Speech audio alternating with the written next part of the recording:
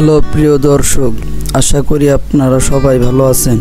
আজ আমি আপনাদের দেখাবো কিভাবে মানিকগঞ্জের ঐতিহ্যবাহী হাজারি গুড় তৈরি করা হয়। এটি তৈরির প্রতিটি ধাপ খুবই যত্ন ও দক্ষতার সঙ্গে সম্পন্ন করা হয়। চলুন দেখে নেই পুরো প্রক্রিয়াটি। প্রথম ধাপ, রস সংগ্রহ ও জাল দেওয়া। প্রথমে খেজুর গাছ থেকে বিশুদ্ধ রস সংগ্রহ করা হয়। এরপর এই রস একটি বড় পাতিলে ঢেলে মাটির চুলায় ধীরে ধীরে জাল দেওয়া হয়। জাল দেওয়ার ফলে রসের অতিরিক্ত জলীয় অংশ বাষ্প হয়ে উড়ে যায় আর গুড় ঘন হতে শুরু করে। দ্বিতীয় ধাপ, রস সেকা ও নড়াচড়া করা হয়। যখন রস কিছুটা ঘন হয়ে আসে তখন তা ভালোভাবে নেড়ে চেড়ে আরও ঘন করা হয়।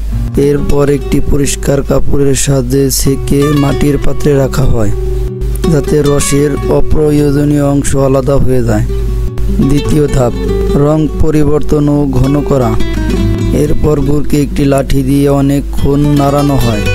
ধীরে ধীরে এটি লালচে রং থেকে সাদা রঙে পরিবর্তিত হয়। কিছুক্ষণ পর গুড় আরও ঘন হতে থাকে।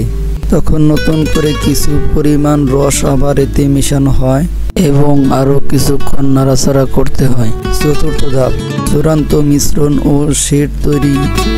নতুন ও পুরনো গুড় মিশে যাওয়ার পর এটি আলাদা একটি ঢাকনার মাধ্যমে একটি নির্দিষ্ট আকারে রাখা হয়, যা হাজারি গুড়ের বিশেষ আকৃতি তৈরি করে।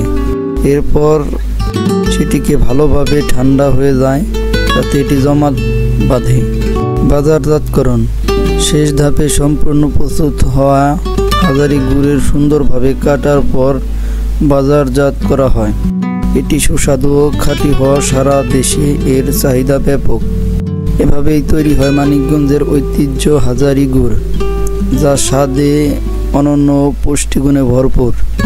আপনাদের এলাকায় এই গুড় তৈরি করা হয় কি? কমেন্টে জানাতে ভুলবেন না। ধন্যবাদ।